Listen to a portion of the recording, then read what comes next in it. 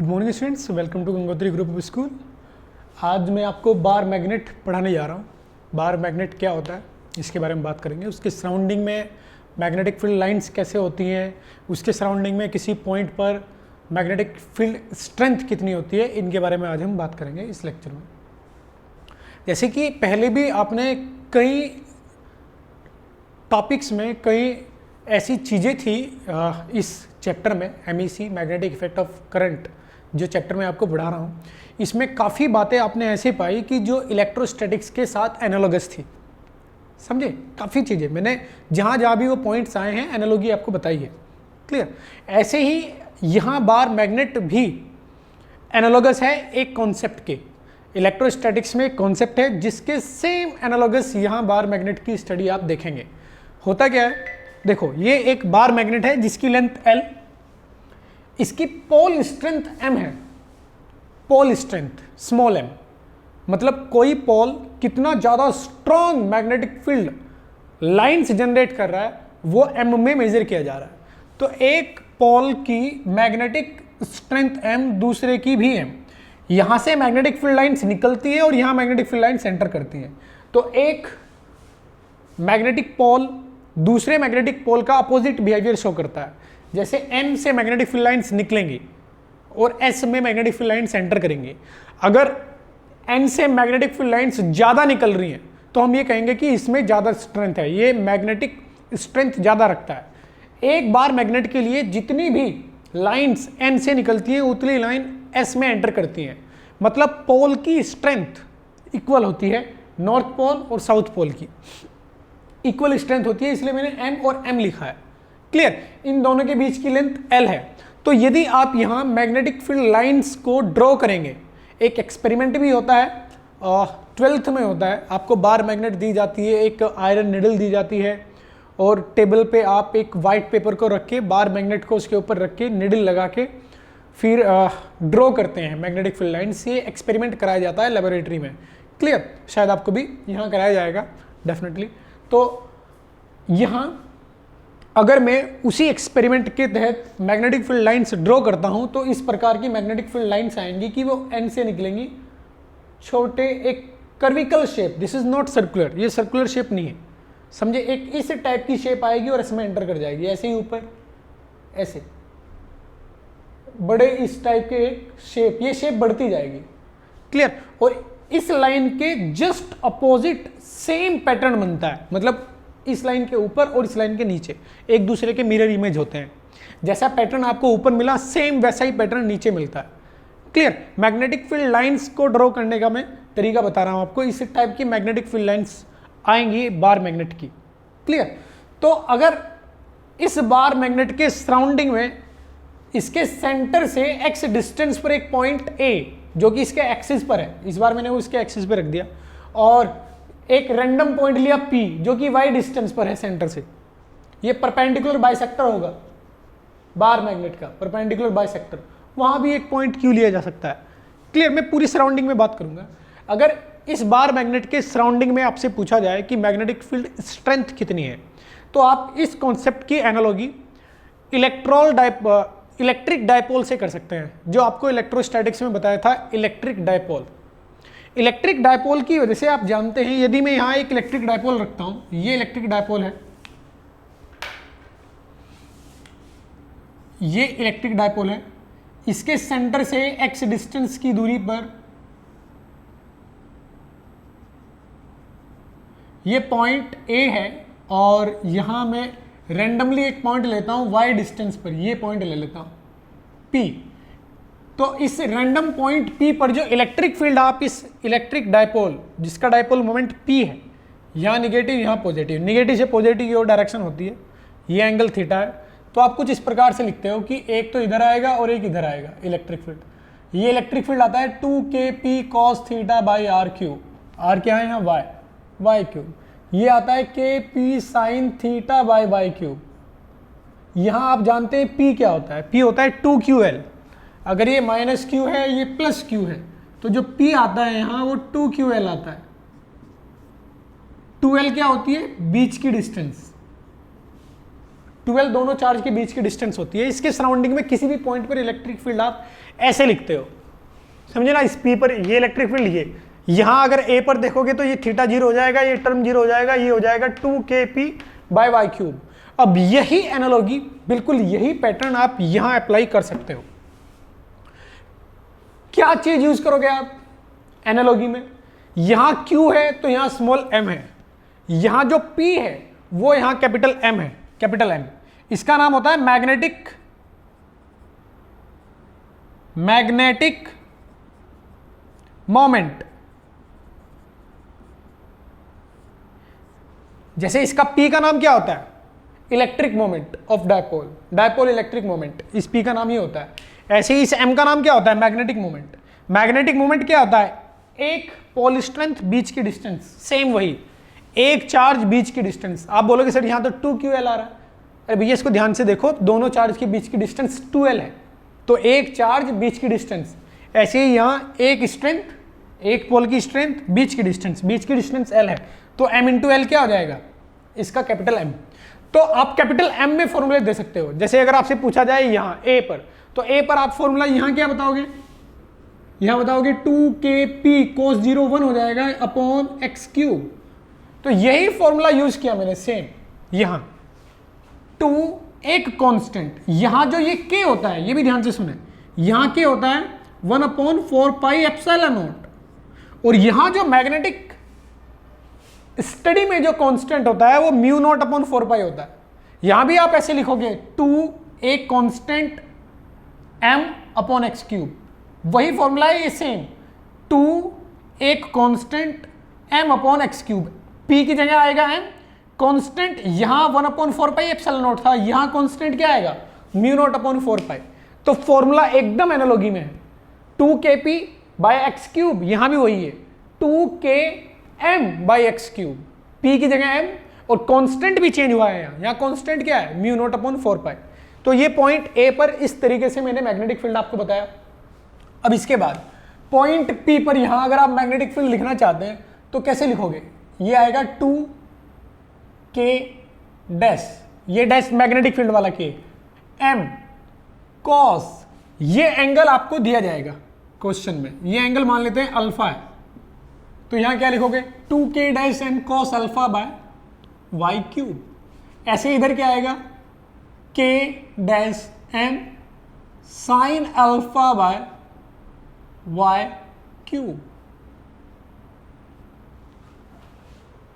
2k dash m cos α/y³, यहां क्या आएगा? k dash m sin α/y³। Clear? ये परपेंडिकुलर, ये इसके पैरेलल, इस लाइन के, ये एंगल की वजह से होता है और ये आर की वजह से होता है, ये चीज जानते हैं हम। तो इस तरीके से मैग्नेटिक फील्ड स्ट्रेंथ आप दे पाएंगे। जैसे देखो अगर नेट आपसे पूछेगा वो नेट, तो इन दोनों का नेट आपको बताना पड़ेगा, इसका स्क्वायर प्लस इसका स्क्वायर का रूट, क्योंकि ये 90 डिग्री पर। तो अगर आप इस पॉइंट पर देखें, इस पॉइंट पर मैग्नेटिक फील्ड, या इस पॉइंट पर मैग्नेटिक फील्ड, या इस पॉइंट पर मैग्नेटिक फील्ड, तो ये जो डायरेक्शन आएगी, ये डायरेक्शन,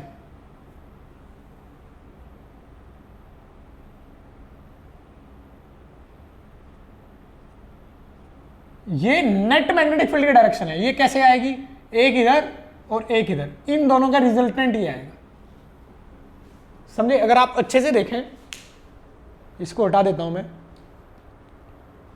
सही से बताता हूं, देखो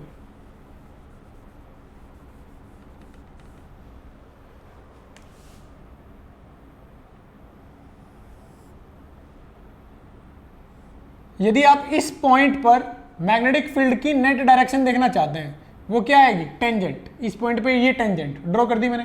तो एक्चुअल में ये नेट डायरेक्शन ऐसे आई है कि एक तो इस डायरेक्शन में है, समझे? ये सी डैश, एक तो कितना है 2km cos α/c डैश का क्यूब, और एक इस पॉइंट पर परपेंडिकुलर है, ये परपेंडिकुलर इस पॉइंट पर, वो कितना है? k dash m sin α/c dash cube. इन दोनों का रिजल्टेंट इस डायरेक्शन में आ रहा है, इसलिए इस पॉइंट पे ऐसे आएगी मैग्नेटिक फील्ड लाइंस। क्लियर? तो हर पॉइंट को आप ऐसे एक्सप्लेन कर सकते हैं। अगर आप इसके परपेंडिकुलर बाइसेक्टर पर है यहाँ, तो ये आएगा k डैश m साइन 90 यानी 1/c, ये c डैश यहाँ लिख देता हूँ, इसको हटा देता हूँ अगर आप परपेंडिकुलर बाइसेक्टर पर हैं।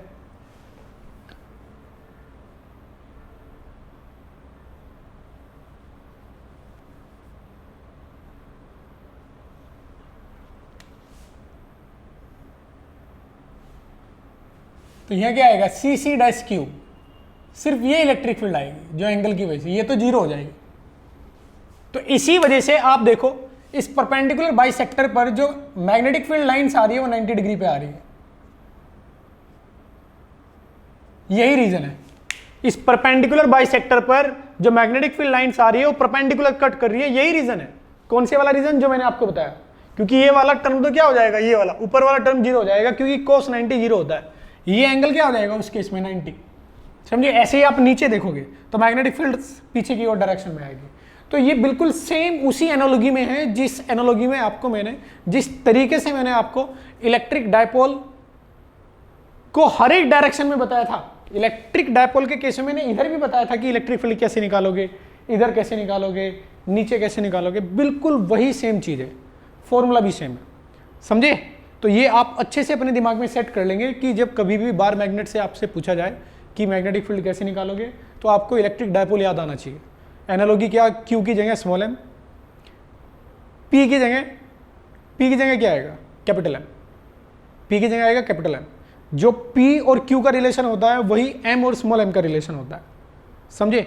और कांस्टेंट जो आएगा वो म्यू नॉट अपॉन 4 आएगा, 1/4 एप्सिलॉन नॉट यहाँ नहीं होगा, mu naught upon 4 magnetic study में कांस्टेंट आएगा। एनालॉजी ये होगी, समझे ना। इसकी एनालॉजी, इस K की एनालॉजी यहाँ म्यू नॉट अपॉन 4 के साथ होगी, समझे। In this lecture we will talk about bar magnet in uniform magnetic field। जैसे आपने देखा था कि मैंने इलेक्ट्रिक डायपोल को यूनिफॉर्म इलेक्ट्रिक फील्ड में रखने के बाद किस टाइप के क्वेश्चन आपसे पूछे थे, उसी टाइप के क्वेश्चन मैं यहाँ फ्रेम करना चाह रहा हूँ, ठीक है। जैसे मैंने आपको बोला था कि अगर मैं एक इलेक्ट्रिक डायपोल को एक यूनिफॉर्म इलेक्ट्रिक फील्ड में रखता हूँ और इस प्रकार से रखता हूँ कि जो इलेक्ट्रिक डायपोल की डायरेक्शन है वो डायरेक्शन इलेक्ट्रिक फील्ड की डायरेक्शन में है, तो उस स्टेट में net force, net torque zero आता है इलेक्ट्रिक डायपोल पे। याद करें, आपको ये चीज बताई थी मैंने। और जैसे ही मैं थोड़ा सा उसे डिस्टर्ब कर दूंगा, इलेक्ट्रिक डायपोल की जो डायरेक्शन है माइनस से पॉजिटिव, प्लस जो होती है नेगेटिव से पॉजिटिव, उसको यदि मैं थोड़ा सा इलेक्ट्रिक फील्ड की डायरेक्शन से डिविएट करके रख दूंगा तो वो ऑसिलेट करता है। और ऑसिलेट वो एक स्पेशल टाइप का होता है जिसका नाम होता है SHM। और वहाँ मैंने आपसे पूछा था यदि दोनों चार्ज का मास इतना है, दोनों के बीच की लेंथ इतनी है, दोनों चार्ज इतने हैं, इतने इतने मैग्नीट्यूड के हैं, तो बताइए इलेक्ट्रिक फील्ड का मैग्नीट्यूड इतना है, तो बताइए कि जो फ्रीक्वेंसी होगी या जो टाइम पीरियड होगा SHM का वो क्या होगा। सेम उसी टाइप के क्वेश्चन यहाँ फ्रेम किए जाते हैं। तो मैं एक क्वेश्चन सॉल्व करूंगा, उसके बाद कितने कितने डिफरेंट टाइप के क्वेश्चन हो सकते हैं वो आपको बताऊंगा। देखो, यहां मैंने एक बार मैग्नेट को एक रस्सी से बांध दिया है मिड से। बार मैग्नेट का जो सेंटर ऑफ मास होगा मिड, वहां से मैंने क्या बांध दिया, एक रस्सी बांध दिया है ऊपर। अब ये फ्री है बार मैग्नेट, ये 3D में मोशन करने के लिए। जैसे ये बार मैग्नेट है तो ये ऐसे भी मोशन कर सकता है, ऊपर नीचे भी मोशन कर सकता है, समझे ना। ऐसे भी मोशन कर सकता है ये, और ऐसे भी मोशन कर सकता है। अभी मैंने मैग्नेटिक फील्ड इधर लगाया हुआ है, समझे ना, इस डायरेक्शन में। बार मैग्नेट को मैं क्या करता हूं, मैग्नेटिक फील्ड की डायरेक्शन से थोड़ा सा डिविएट कर देता हूं, यहां से थोड़ा ऐसे डिविएट कर देता हूं, ये लाइन यहां लेके चला जाता हूं।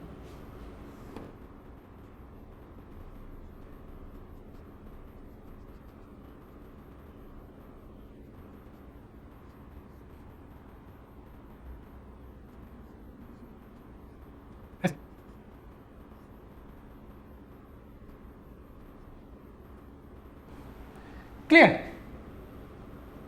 तो ये जो एक्सिस से आपने नया एक्सिस बना दिया, ये एंगल मान लेता हूं मैंने थीटा, आपने थीटा डिस्टर्ब कर दिया। ऐसा नहीं कि शेप बनाने की जरूरत है बार मैग्नेट, आप बार मैग्नेट एक लाइन से भी दर्शा सकते हैं। मैंने शेप बना रखी है इसलिए थोड़ा आपको अजीब लग रहा होगा, समझे।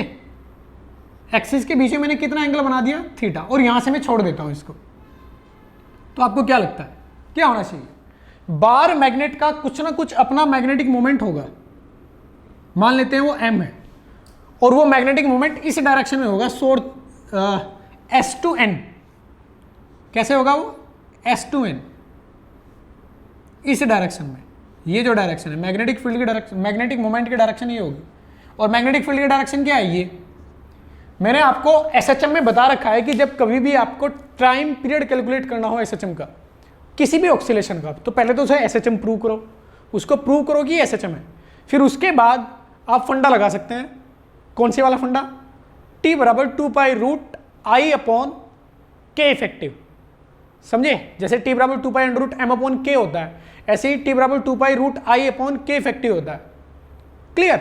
ये रोटेशनल एसएचएम की बात कर रहा हूं मैं, एंगुलर एसएचएम।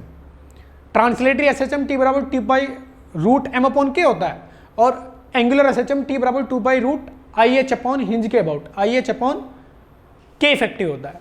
और यहां हम टॉर्क नेट निकालते हैं, हम क्या करते हैं कि जो मीन पोजीशन थी ये थी, मीन पोजीशन ये थी, मीन पोजीशन, ये मीन पोजीशन थी क्योंकि दोनों के बीच में एंगल कितना था, एम भी इधर था और बी भी इधर था, दोनों के बीच में एंगल कितना है, 0। तो टॉर्क क्या होता है, m cross B, m cross B की वैल्यू क्या आएगी, इस स्टेट में 0 आएगी, इसलिए मैंने इसको मीन पोजीशन से थोड़ा डिविएट किया, और अब डिविएशन के बाद थीटा एंगल डिविएट करने के बाद मैंने टॉर्क निकाला, वो आएगा m cross B sine theta, ऐसे कर सकता हूं मैं, m b sine theta, if theta is very small, अगर थीटा बहुत ज्यादा छोटा है तो साइन थीटा को थीटा लिखा जा सकता है, तो टॉर्क थीटा जो हो जाएगा वो हो जाएगा m b थीटा, ये डायरेक्टली प्रोपोर्शनल आ रहा है, किसके, थीटा के। टॉर्क अगर थीटा के प्रोपोर्शनल है तो एसएचएम हो सकता है। अब सेंस देखो, अगर आप इसको यहां से यहां लेके गए, आपने यहां से छोड़ दिया, तो अगर टॉर्क थीटा के अपोजिट डायरेक्शन में लग रहा है, आपने थीटा इसको ऐसे दिया, ऐसे थीटा दिया, थीटा को आपने ऐसे बढ़ाया है, अब टॉर्क देखो ऐसे आता है क्या, अगर टॉर्क इस डायरेक्शन में आता है तो ये एसएचएम होगा, क्लियर। फिर हम क्या कर सकते हैं, यहां एरो लगा के माइनस लिख सकता हूं, क्लियर। अगर मैं यहां एरो भी लगाऊंगा तो यहां माइनस लगाना पड़ेगा उस स्टेट में मुझे, अगर टॉर्क अपोजिट है थीटा के, क्लियर। तो देख लेते हैं, m cross b, first finger in direction of m, second finger in direction of b, तो थंब अंदर की ओर आ रहा है, थंब क्या आ रहा है, अंदर की ओर, थंब अंदर की ओर आने का मतलब टॉर्क अंदर की ओर है, और टॉर्क अंदर की ओर है, तो यहां से छोड़ने के बाद ये मैग्नेट नीचे आना चाहेगी, ऐसे ऐसे रोटेट होना चाहेगी नीचे, समझे, थंब अंदर की ओर, सेंस ऐसे निकालते हैं हम, थंब अंदर की ओर, तो सेंस रोटेशन की ऐसे आएगी, इसका मतलब ये नीचे जाना चाहेगा, ये ऊपर। जैसे ही आप इस स्टेट को ले जाके छोड़ दोगे तो ये अपने आप नीचे आना चाहेगा, इसका मतलब थीटा कम होना चाहता है, इसका मतलब टॉर्क थीटा के अपोजिट डायरेक्शन में, इसका मतलब यहां माइनस है, इसका मतलब ये एसएचएम है, इसका मतलब ये एसएचएम है। It means motion of bar magnet after small angular displacement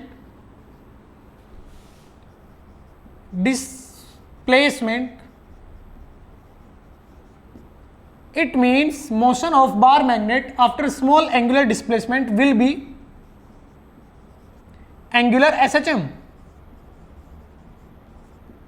ये एंगुलर एसएचएम होगा, और एंगुलर एसएचएम का टाइम पीरियड होता है T बराबर 2π√IH, हिंज के अबाउट, यानी हिंज कौन है यहाँ, सेंटर, सेंटर के about moment of inertia upon K effective, K effective कितना है, m into B, K effective ये है, यहां K इफेक्टिव कितना आएगा, m इंटू बी। अब देखो वो क्वेश्चन कैसे फ्रेम करता है, ये तो बेसिक नॉलेज हुआ इसका। अब वो क्वेश्चन फ्रेम कैसे करेगा कि इस बार मैग्नेट की लेंथ ऑफ बार मैग्नेट क्या दिया हुआ है, L, mass of bar magnet दिया हुआ है M, मास दिया हुआ है m। क्लियर? अब अगर आप 2 पाई रूट मास और एल के टर्म में आंसर देने चाहते हैं तो आई एच क्या लिखोगे? ये एक रोड की तरह होती है बार मैग्नेट, और अब ये अपने सेंटर, ये ऐसे है रोड, इस एक्सिस के अबाउट घूमेगी, इस एक्सिस के अबाउट। कैसे? ऐसे ऑक्सीलेट करेगी, ऐसे जैसे थे ना, यहां से छोड़ने के बाद ये ऐसे ऑक्सीलेट करेगी, ऐसे, समझे ना, ऐसे ऑक्सीलेट करेगी, यानी इस एक्सिस के अबाउट ऑक्सीलेट कर रही है। और ये एक्सिस क्या है इसका? सेंटर से गुजरने वाला एक्सिस, यानी ml²/12। मोमेंट ऑफ इनर्शिया क्या आएगा? m l²/12 mb। ये मास है स्मॉल m। तो ऐसे आप टाइम पीरियड m और l के टर्म में दे सकते हैं। अब वो क्वेश्चन कैसे फ्रेम करता है? वो क्वेश्चन ऐसे फ्रेम करता है कि एक यूनिफॉर्म मैग्नेटिक फील्ड में एक बार मैग्नेट को ऑक्सीलेट कराने के बाद यह पाया जाता है कि उसका टाइम पीरियड t है।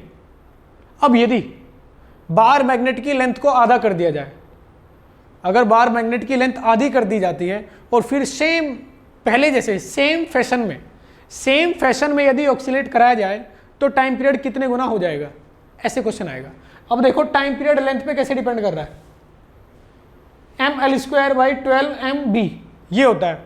अगर आप लेंथ को आधा करोगे, मतलब आधी बार मैग्नेट काट के फेंक दोगे, आधी बार मैग्नेट आपके पास रहेगी, तो लेंथ कितनी हो जाएगी? l/2। मास भी कितना हो जाएगा? m/2। मास भी तो आधा होगा ना, लेंथ भी आधा होगा। तो सिर्फ लेंथ का कंसिडरेशन नहीं करेंगे, मास का भी करेंगे। आप यहां क्या लिखोगे कि t is proportional to root of mass into length का स्क्वायर, यानी root of m into L. Clear? तो यहां आप इस फॉर्मूले में m/2 रख देंगे और l की जगह l/2 रख देंगे, तो 1/4 1/2 8 आ जाएगा नीचे, यानी √8 टाइम्स 1/√8 टाइम्स आंसर आ जाएगा। क्लियर? इस तरीके से आप आंसर दे सकते हो। दूसरी चीज और क्या बोलेगा वो, ऐसे बोल सकता है कि वो बार मैग्नेट के ऊपर एक आइडेंटिकल मैग्नेट और रख दी जाती है। एक बार मैग्नेट है जिसका टाइम पीरियड एक यूनिफॉर्म मैग्नेटिक फील्ड में t आता है, अब उसके ऊपर सेम बार मैग्नेट रख दी जाती है और उसको बांध दिया जाता है। अब इस नए कॉम्बिनेशन को दिए गए पुराने जो केस था, पुराना अरेंजमेंट था, जो पुराना यूनिफॉर्म मैग्नेटिक फील्ड था, उसमें सेम फैशन से ऑक्सीलेट कराने से टाइम पीरियड कितना हो जाएगा? अभी उसने आधा किया, अब उसने क्या कर दिया, बार मैग्नेट पे एक दूसरी बार मैग्नेट रख के उसको स्टिक कर दिया, चिपका दिया एक दूसरे के साथ। अब सेम फैशन में वो वाइब्रेट करा रहा है, ऑसिलेशन करा रहा है। टाइम पीरियड बताओ, कोई दिक्कत नहीं है। यहां आएंगे, इस केस में आएंगे। इस केस में आने के बाद आप अब देखेंगे क्या क्या चेंज होगा। अच्छा हाँ, पिछले केस में मैंने एक गलती और की, सुनो सुनो सुनो। जो मैंने अभी बोला कि बार मैग्नेट को आधा कर देते हैं, जब आप बार मैग्नेट को आधा करोगे तो लेंथ l/2 होगी, मास m/2 होगा। बेटा ये कैपिटल M भी आधा हो जाएगा, क्योंकि कैपिटल M क्या होता है? कैपिटल M होता है पोल स्ट्रेंथ इंटू बीच की डिस्टेंस। पोल स्ट्रेंथ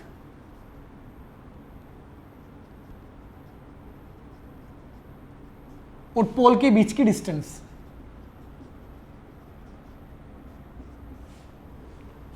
अगर आपने बार मैग्नेट को आधा कर दिया तो बेटा l/2 होगा, मास m/2 होगा, और ये m भी m/2 हो जाएगा, क्योंकि ये डिस्टेंस आधी हो जाएगी।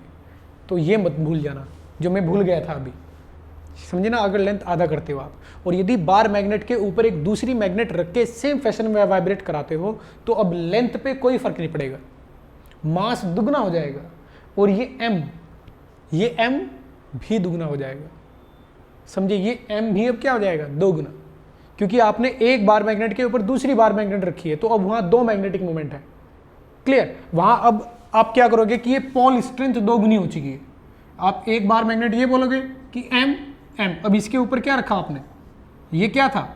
s, ये क्या था? n। इसकी स्ट्रेंथ m थी, इसकी स्ट्रेंथ m थी, और सेम आइडेंटिकल मैग्नेट आपने रखी, तो इसकी स्ट्रेंथ कितनी हो जाएगी? 2m 2m। अब ये एक नई मैग्नेट है जिसकी स्ट्रेंथ इधर 2m और इधर 2m, तो अब पोल स्ट्रेंथ दुगनी हो चुकी है। लेंथ वही रहेगी, लेकिन पोल स्ट्रेंथ दुगनी हो चुकी है। तो यदि आप एक बार मैग्नेट पे दूसरी बार मैग्नेट रखते हैं, तो यहां चेंज क्या आएगा? m 2m हो जाएगा। समझे, m 2m हो जाएगा, लेंथ पे कोई फर्क नहीं पड़ेगा, मास 2m हो जाएगा। इसका मतलब कोई फर्क नहीं पड़ेगा, क्योंकि अगर आप m को 2m करते हो और ये मास भी दुगना हो गया तो 2 से 2 कट जाएगा और लेंथ पे तो कोई फर्क पड़ा नहीं है। इसका मतलब टाइम पीरियड पे कोई फर्क नहीं पड़ेगा।